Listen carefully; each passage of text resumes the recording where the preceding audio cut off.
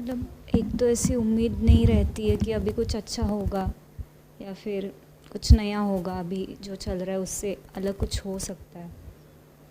लेकिन जब भी कुछ अचानक से घटता है, चाहे वो बुरा भी हो या फिर अच्छा भी हो, लेकिन कुछ अलग से घटता है तो फिर उस मोमेंट में लगता है कि हाँ कुछ तो हम थोड़ा ज़िंदा टाइप फील, मतलब ऐसा महसूस होता है। और खोल के बताओ क्या बोल रहे हो अभी, क्या मतलब कर रहे हो? अभी मैं मास्टर्स कर रही हूँ सेकेंड ईयर में। हम चेन्नई में हैं। आईआईटी? हाँ आईआईटी चेन्नई। चेन्नई। ठीक है। तो मतलब एकदम ऐसे मैकेनिकल हो गया, उसमें कुछ नया नहीं लगता।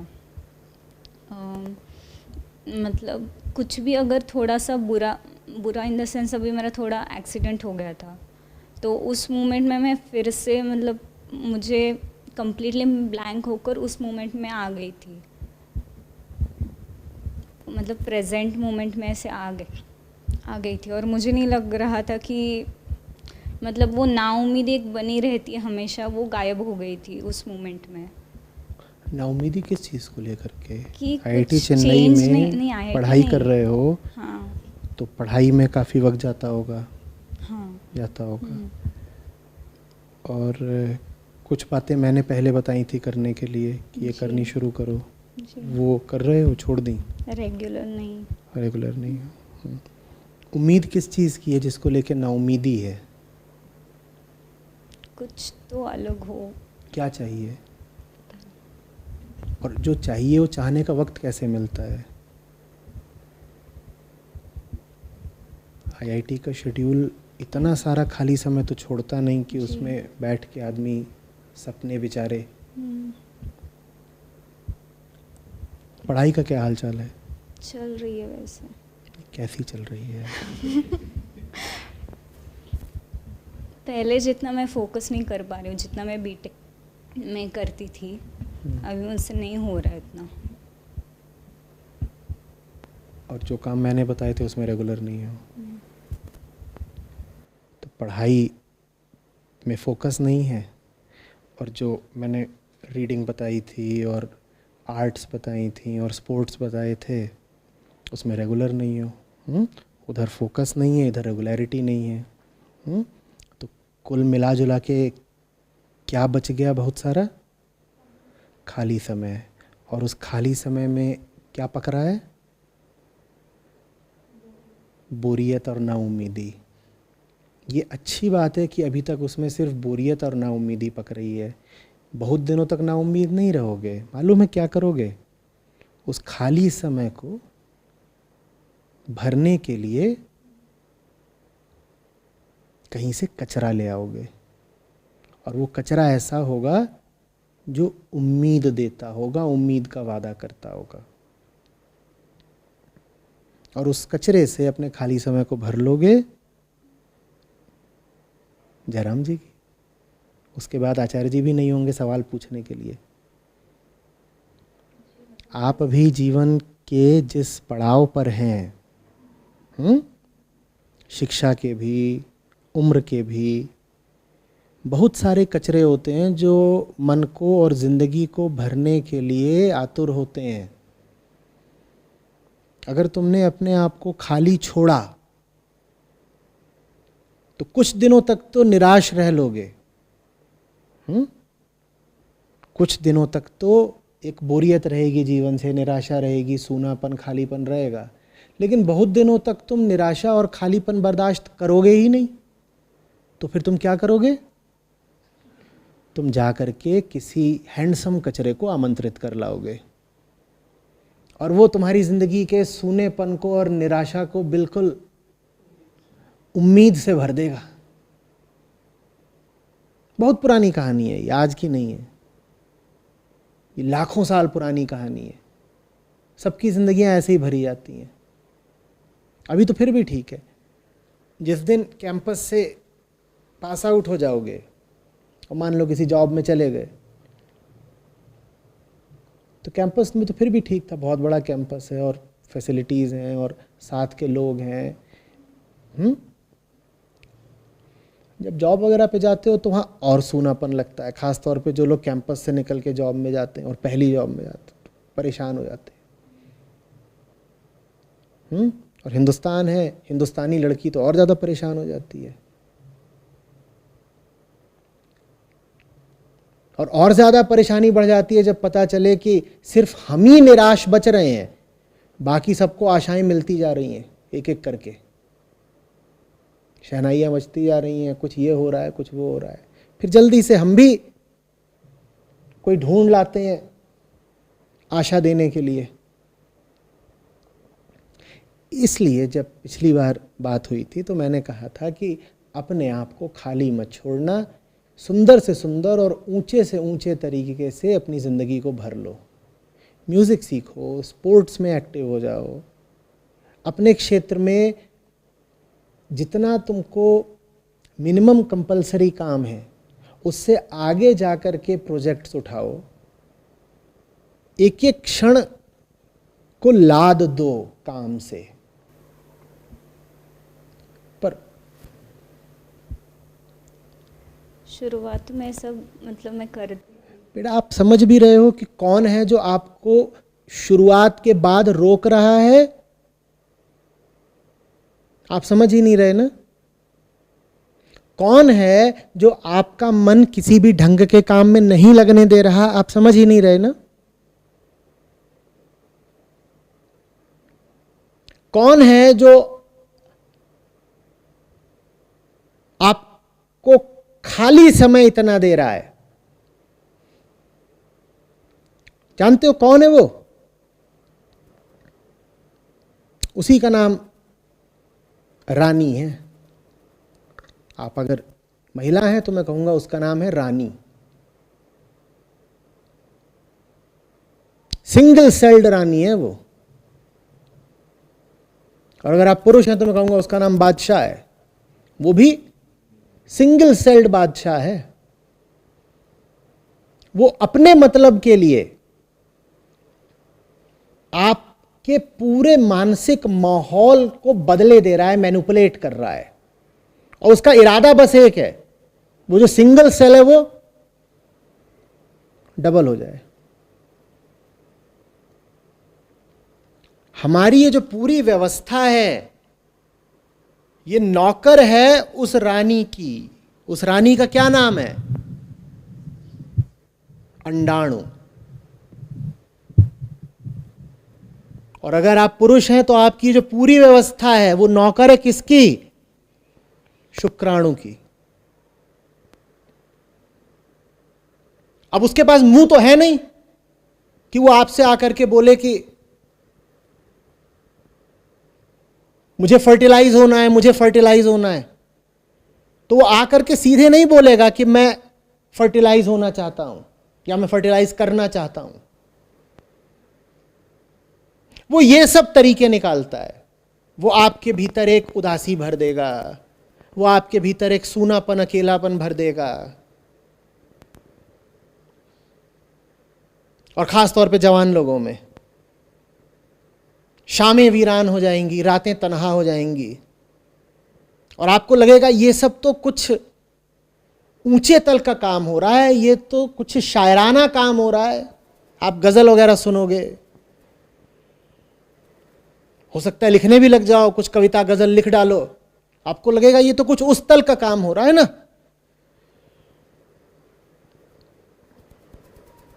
मैं और मेरी तन्हाई अक्सर ये बातें करते हैं। अरे ये तन्हाई का काम नहीं है, ये किसका काम है? ये एक बहुत छोटे से उपद्रवी का काम है, बहुत छोटा सा उपद्रवी है, वो ये सब करवा रहा है।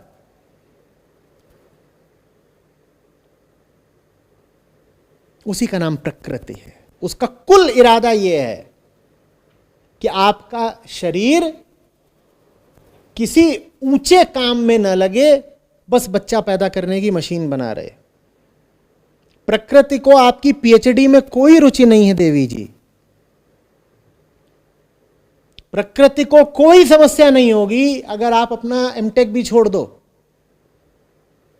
आप आईआईटी से आज बाहर निकल जाओ, प्रकृति ताली बजा के हंसेगी, उसे कोई समस्या नहीं है, खुश हो जाएगी। बल्कि प्रकृति माने समझ रहे हो ना, ये जो देह लेके बैठे हो और उस देह के भीतर जो अंडाणु लेकर के बैठे हो, वो चाहते ही यही है कि तुम आईआईटी भी छोड़ दो। प्रकृति के लिए तो बहुत तकलीफ की बात हो जाती है अगर तुम ज्ञान की सेवा में निकल जाओ, और प्रकृति को खास तौर पर तकलीफ होती है जब कोई महिला ज्ञान की दिशा में आगे बढ़ती है। महिलाओं को तो प्रकृति ने पूरी व्यवस्था कर रखी है अज्ञानी ही रखने की। इसीलिए देखा ना ये महिलाएं कितनी भावुक होती हैं। ये भावनात्मकता और क्या है, ये बस प्रकृति के मिशन को आगे बढ़ाने का औजार है। और उसी भावुकता की एक अभिव्यक्ति ये सूनापन है।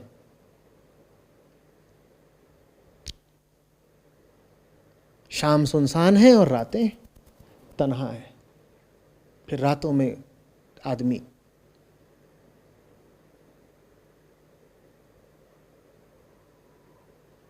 गजल सुनता है और उसमें वो एफएम में भी आ जाते हैं वो दो चार।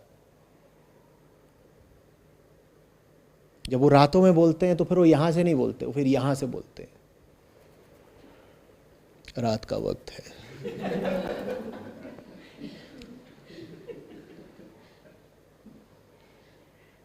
सब तन्हा आशिकों को इस बेबस मुसाफिर का सलाम। और फिर एक से एक बढ़ के वो आपके लिए ऐसे गाने चलाते हैं कि आप बह निकलते हो बिल्कुल। और फिर सोने से पहले आप कहते हो अब थोड़ा Naukri.com छोड़ के Shaadi.com देख लिया जाए, नहीं तो फिर पॉर्न।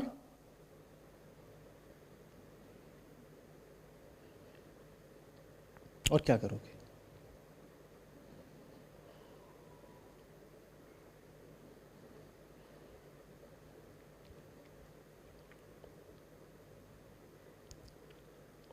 पिछली बार भी चेतावनी दी थी, फिर कह रहा हूं, जिंदगी को जो भी तुम्हें ऊंचे से ऊंचा उद्देश्य समझ में आता है उसमें डुबो दो, नहीं तो तत्काल और घातक अंजाम होते हैं।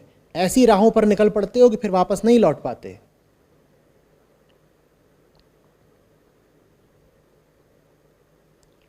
खास तौर पे हिंदुस्तान में, यहां पर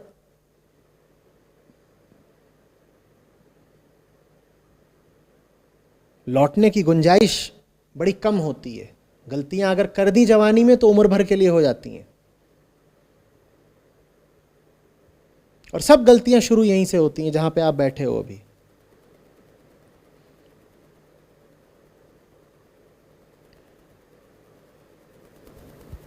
शादी की बात करें अब, गलती मतलब बेटा शादी नहीं होगी तो कुछ और होगा, लेकिन जो मूल सिद्धांत है वो तो समझो। क्यों कोई मुंह चुराता है ऊंचे साहित्य से? दुनिया में जो ऊंचे से ऊंचे लोग हुए हैं वो आज सिर्फ किस रूप में उपलब्ध हैं आपको? किताबों के रूप में उपलब्ध है ना। मैं आपको बोलकर गया कि आप ऊंचे से ऊंचा साहित्य पढ़ो। वो ऊंचा लिटरेचर पढ़ने का मतलब होता है उन सब लोगों के साथ बैठना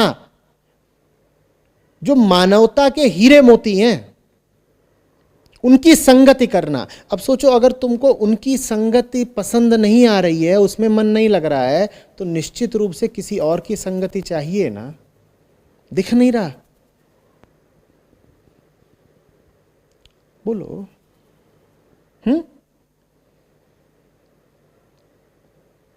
बोलो। समझ में नहीं आ रही बात?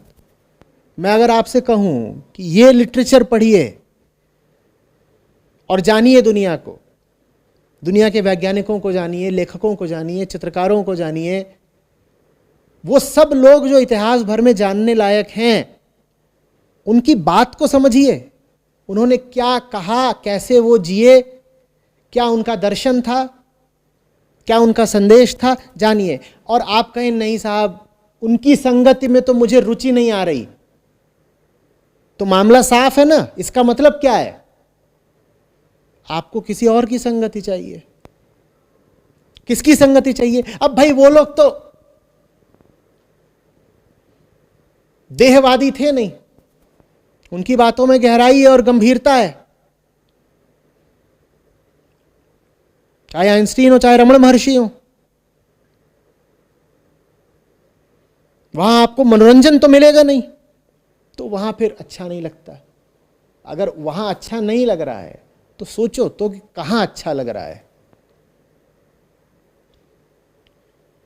कोई ना कोई मिल जाएगा जल्दी ही अच्छा लगाने वाला। हे सेनोरिटा, अब गए रमण महर्षि, अब कौन सा फीनमैन और कौन से आइंस्टीन और कौन श्रोडिंजर,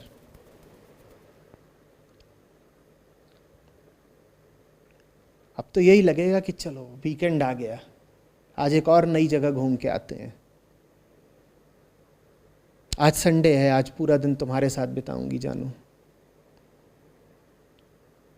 आप कहोगे आचार्य जी मेरी जिंदगी में ना कोई बॉयफ्रेंड ना कोई लड़का, आप ये कहानी को किस दिशा में खींचे लिए जा रहे हो? बेटा मैं कहानी को उसी दिशा में खींचे लिए जा रहा हूं जिस दिशा में वो कहानी लाखों सालों से बह रही है, और तुम उस कहानी का अपवाद नहीं हो सकती। तो हो सकता है आज तुम्हारे जीवन में कोई लड़का ना हो, पर ये जो सारी तैयारी चल रही है ये उसी चीज की चल रही है।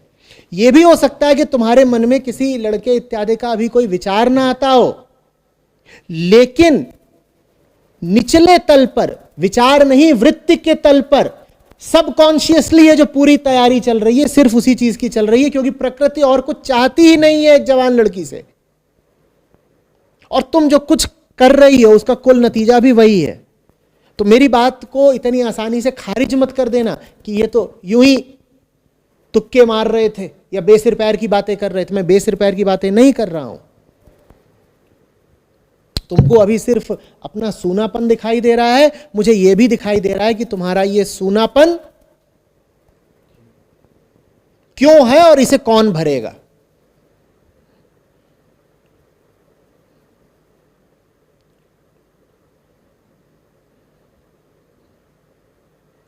इस सूनेपन का और कोई सबब है ही नहीं।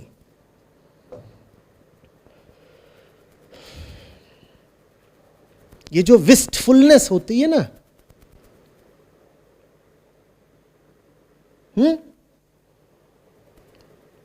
ये जो सांझ ढले की आह होती है, ये कभी किशोरों में नहीं निकलती, बच्चों में नहीं निकलती। ये जैसे ही जवानी आती वैसे ही हो जाता है।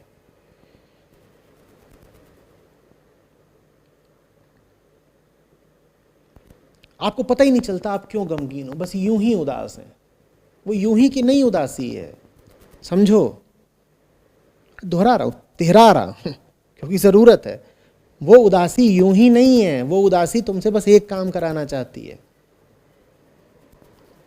जो लोग अकेलेपन के रोगियों कि हम अकेले नहीं रह सकते, अकेले नहीं रह सकते, वो साफ समझ लें कि कौन है वो जो अकेला नहीं रह सकता। वही अंडा, उसका तो काम ही अकेला न रहना, उसको दुकेला चाहिए। लोनलीनेस का मतलब तो समझो, वो कह रही है मुझे अकेला नहीं रहना। अकेला नहीं रहना माने किसके साथ रहना है? रमण महर्षि के साथ तो रहना चाहती नहीं तुम।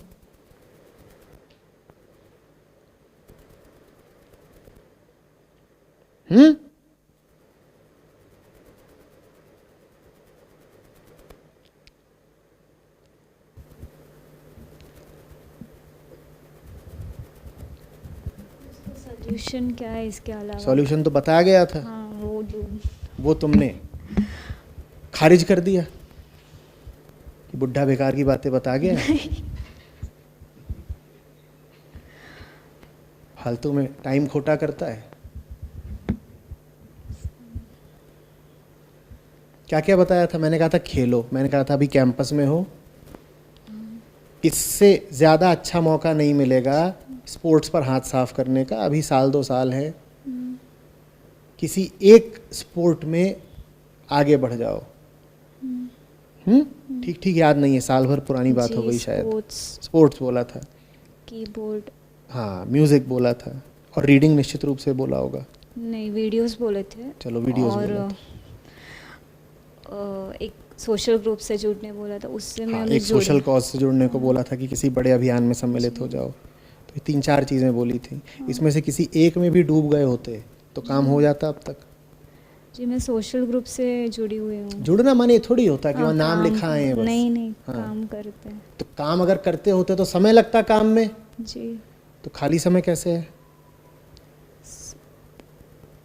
पूरा टाइम नहीं जाता तो उसमें। पूरा ही देना होता है बेटा। ये जो बचा लेते हो, जो चुरा लेते हो, यही समय तो फिर भारी पड़ता है ना। खाली समय अपने आप को देना ही नहीं चाहिए।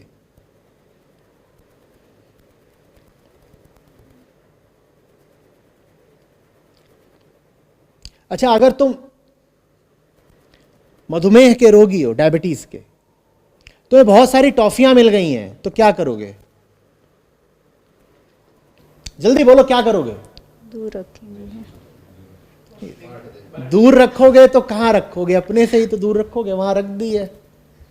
क्या करना चाहिए? किसी को देना चाहिए। बांट देना चाहिए ना। हाँ, तो हम डायबिटीज के रोगी हैं और ये जो गोलियां हैं ये समय के पल हैं। अगर इन्हें तुमने खुद खा लिया तो मरोगे। जो पर्सनल टाइम है ना, जो पर्सनल कंजम्पशन ऑफ टाइम है, समय का व्यक्तिगत उपयोग, ये तुम्हें मार देगा जैसे शक्कर मधुमेह के रोगी को मार देती है। समय मिले तत्काल उसे दूसरों में बांट दो। और दूसरों से मेरा मतलब ये नहीं कि बगल के कमरे में घुस गए कहेंगे इसको मिठाई बांटने आए हैं, टॉफी। उसे किसी सार्थक काम में लगा दो। समय मिले उसे तत्काल किसी सार्थक काम में लगा दो। एक टॉफी भी तुमने बचा ली, समय का एक पल भी अगर तुमने अपने लिए बचा लिया तो मरोगे। There is no hell except personal time. लेकिन हमें बड़ा अच्छा लगता है, हम बार बार बोलते हैं थोड़ा पर्सनल टाइम मिलना चाहिए ना, थोड़ा पर्सनल टाइम मिलना चाहिए ना। करोगे क्या पर्सनल टाइम का? गौर तो करो क्या करोगे। जिसको तुम पर्सनल टाइम बोलते हो वही तो जिंदगी का नर्क है। सारे उपद्रव उसी में तो करते हो। आज अपनी जिंदगी के सब झंझटों को देखो और साफ दिखाई देगा कि वो सब के सब पैदा हुए थे तुम्हारे पर्सनल टाइम में। ना होता पर्सनल टाइम, ना होते इतने उपद्रव। ये सजा मिली है समय चुराने की कि आज 100 झंझटों से घिरे हुए हो। इस काम कैसे कर सकते हैं, क्योंकि सुबह से काम तो थोड़ी देर के लिए होता है ना, ताकि नहीं। उसके बाद आराम हो और मज़े हो। काम तो है ही इसीलिए ताकि उससे जो प्रॉफिट आए या रिजल्ट आए या पैसा आए, जो परिणाम आए, उसका बाद में कंजम्पशन किया जाए, उपभोग किया जाए। इसीलिए आदमी की कोशिश ये रहती है कि कम से कम काम में, कम से कम समय में ज़्यादा से ज़्यादा आउटपुट निकाल ले। 4 घंटे काम करके अगर 20 घंटे पर्सनल टाइम मिल जाए तो कितना मज़ा आए, है ना। यही पूरी इकोनॉमिक थ्योरी यही है ना। और ये मूर्खता है। जिंदगी ऐसी जियो, काम ऐसा चुनो कि उससे 1 सेकंड को भी हटने का ना मन करे ना जरूरत पड़े। और अगर तुम्हारा काम ऐसा है कि उसके बाबत तुम्हें कहना पड़ता है कि आचार्य जी काम कोई कितना कर सकता है, तो इसका मतलब तुम काम ही घटिया कर रहे हो। काम ऐसा होना चाहिए जिसको तुम 24 में से 28 घंटे कर सको और तब भी लगे काश अभी थोड़ा और कर पाते। अगर तुम्हारा काम ऐसा नहीं है कि 24 में से उसे तुम 28 घंटे कर सकते हो, तो तुम घटिया काम कर रहे हो। कोई पैसे के लिए कर रहे होगे काम। तुम्हारा अगर ऐसा है कि घड़ी देखते हो कि अरे कब 6 बज जाए, फिर कार्ड स्वाइप करके बाहर आए, घर को जाएं जहां पर्सनल टाइम मिलेगा, तो बहुत जहन्नुम जैसी जिंदगी जी रहे हो। वो काम करने का चॉइस भी मेरा ही था। पहले से ही रिसर्च लाइन में इंटरेस्ट था। फिर मैंने जब चुना, प्रोजेक्ट भी मेरे मन का ही मिला है, सब कुछ सही है, पर मेरा मन ऐसे ये रहता है, उखड़ा रहता है। तुम्हारा जो चुनाव है वो ज्ञान से आ रहा है, और उस चुनाव के प्रति तुम्हारी जो ऊब है वो तुम्हारे शरीर से आ रही है। तुम ऊंची से ऊंची चीज भी चुन लो, शरीर तो अपना ही राग अलापेगा ना। वो जो अंडा बैठा है भीतर, उसे ऊंचाई नहीं चाहिए, उसे साथी चाहिए, शुक्राणु। तुमने ऊंची से ऊंची चीज चुनी अपने लिए, पर मैंने अभी कहा ना, प्रकृति को ज्ञान से क्या लेना देना। तुमने ज्ञान मार्ग चुना है, तुम कह रही हो IITian हूं, रिसर्च करूंगी, ये सब तुमने चुना, पर ये बात इस देह को तो समझ में आती नहीं ना। इसका तो एक ही काम है, DNA आगे बढ़ाना। इसका इसमें मैंने कहा तो कोई रुचि ही नहीं है कि तुम कितना ऊंचा काम करती हो जिंदगी में, तो तुम चुन लोगी बहुत ऊंचा काम, लेकिन ये फिर भी क्या चिल्लाएगा, मैं तो अकेली हूं, मैं तो सूनी हूं, मेरा मन नहीं लगता, मैं ऊब रही हूं, मेरी रुचि नहीं आ रही। जबकि तुमने जो चुनाव किया है वो बिल्कुल सही है, एकदम ठीक है, तुमने कोई गलती नहीं करी है। लेकिन ये भांजी मारेगी, अंडे उछलेंगे। नहीं, छितराया हुआ रहना चाहिए। कैसे कैसे क्या, अभी कैसे हो? अभी यहां इतने लोग हैं, छितरा के सबको देख रही हो क्या? अभी हो ना फोकस्ड, तो तुम्हें आता है फोकस्ड रहना। बस जैसे अभी हो वैसे ही सदा रहो, एकनिष्ठ, सत्यनिष्ठ। एक बार जान जाओ क्या चीज सही है, फिर कोई कितना भी ललचाए, रुझाए, डराए, उसकी ओर देखो मत। बस ये है कि तो तुम्हें ललचाता है और डराता है, रुझाता है, वो कोई बाहर वाला नहीं है। वो कौन है? वो अपना ही जिस्म है। वही हमारा सबसे बड़ा दुश्मन है, अपना ही शरीर। तो हम जो अपने सबसे सुंदर और पवित्र निर्णय भी लेते हैं, उनको खराब कौन कर देता है? हमारा ही शरीर। इसके भीतर ही तो दुश्मन बैठा है हमारा, और कौन है? शैतान यही है। हे राम, हे राम, मुझे मुझसे बचा। और क्या प्रार्थना होती है?